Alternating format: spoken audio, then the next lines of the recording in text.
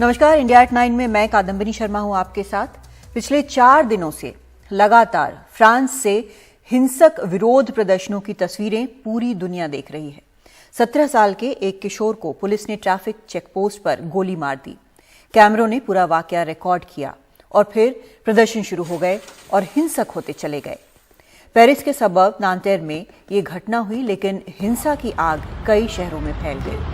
1300 से ज्यादा लोग गिरफ्तार किए गए हैं, 300 से ज्यादा पुलिस वाले जख्मी हैं। मार्सेille में लाइब्रेरी जला दी गई, कई जगहों पर टाउन हॉल और सरकारी इमारतें, सड़कें जले हुए वाहनों से पटी पड़ी हैं। राष्ट्रपति मैक्रोन ने शांति बनाए रखने को कहा है और ये भी कि एक लड़के का ऐसे मारा जाना अक्षम्य है। आज इस लड़के को दफन कर दिया गया, लेकिन सवाल पुलिस के रवैये, नस्ल भेद, इमिग्रेशन नीति और खुद मैक्रोन पर भी कई उठ रहे हैं।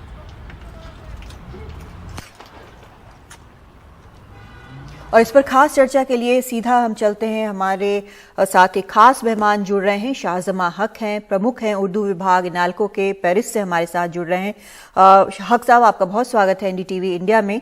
आप तो अपने सामने ये सारे हालात देख रहे हैं, क्या अपना कुछ वहां पर अनुभव आप साझा करेंगे? जी धन्यवाद।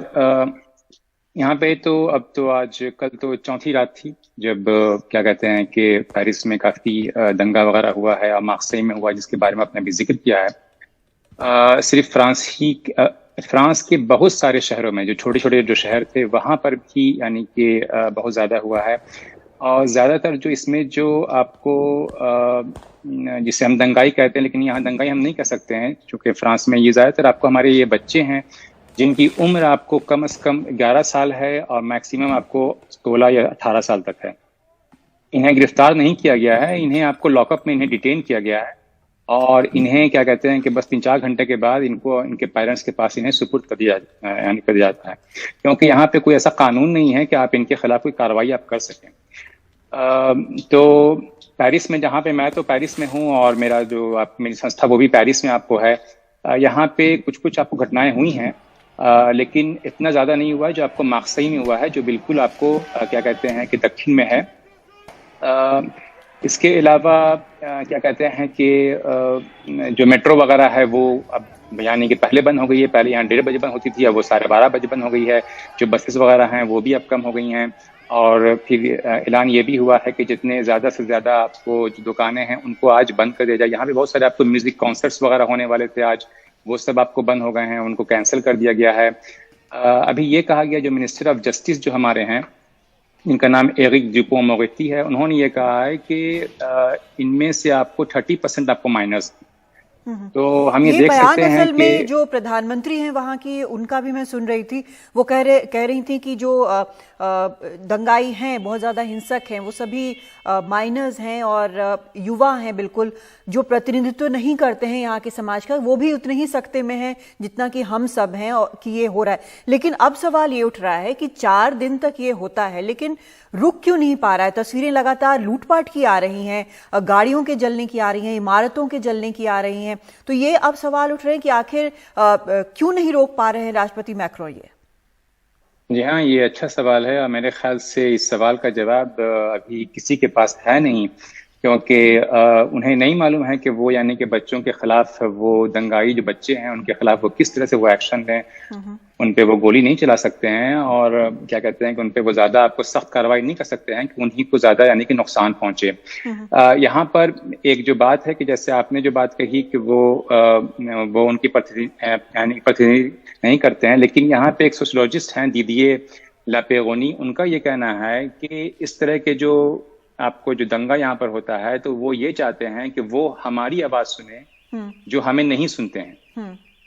तो ये भी बार बार कहा जा रहा है हक साहब कि असल में ये एक तरह से रेसिज्म का, जो वहां पर इमिग्रेशन के कारण जो पॉलिसीज जो अपनाई गई उनके कारण ये समस्या धीरे धीरे उठ खड़ी हुई है। थोड़ा थोड़ा हमने पहले भी देखा है कि वहां पर इस तरह के दंगे हुए हैं अलग अलग चीजों को लेकर, लेकिन इस बार शायद सबसे ज्यादा है।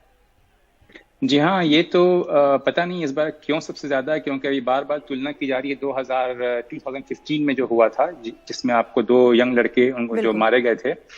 उससे बार बार तुलना की जा रही है और ये कहा जा रहा है कि ये उससे कहीं ज्यादा है, क्योंकि उस बार में यानी कि 20,000 फोर्सेस को मोबिलाइज किया गया था और अभी 45,000 फोर्सेस को भी कर दिया गया है। तो ये चीज है, तो जाहिर सी बात है अभी ये कुछ बता नहीं पा रहे हैं कि ऐसा यानी कि इसे कैसे इसे रोका जाए, लेकिन ये जानना जरूरी मेरे ख्याल से है कि इनके नजर में जो दंगा कर रहे हैं वो ये चाहते हैं कि जो सिस्टम जो चल रहा है हमारे बगैर, जैसे आपने बात की रेसिज्म वगैरह की, और जो सिस्टम जो चल रहा है चाहे वो हम वजूद में हो, एग्जिस्टेंस हम हो या नहीं हो, तो उसको हम रोक दें।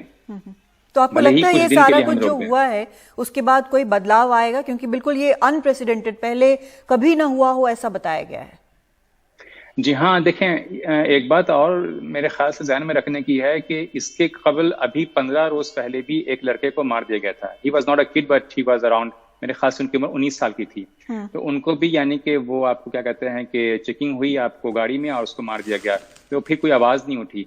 इससे कबल आपको अभी तक 13 यंग लड़कों को मार दिया गया है इसी चक्कर में, यानी कि आपको जो ट्रैफिक पुलिस जो उन्हें रोकते हैं, और अगर वो अपनी गाड़ी नहीं रोकते हैं तो वो उनको शूट कर दिया जाता है। किसी किसी केस में, ऐसा नहीं होता कि हर केस में किया जाता है, लेकिन जैसे इनके केस में हुआ ये कि इन्होंने क्या कहते हैं ये डर गए और क्या कहते हैं कि ये इन्होंने गाड़ी आपको चला दी और फिर इनको शूट कर दिया गया। जी, उम्मीद करते हैं कि हालात जल्द ठीक होंगे और जिंदगी वापस पटरी पर आएगी। वहाँ बहुत शुक्रिया शाहजमा हक हमसे बात करने के लिए, और बहुत शुक्रिया आपका। तो हालात जो हैं वो सीधा शाहजमा हक जो प्रमुख हैं उर्दू विभाग के, वो हमको बता रहे थे पेरिस से कि किस तरह से मुश्किल हालात लगातार बने हुए हैं। और एक ब्रेक लेते हैं, लौटते हैं।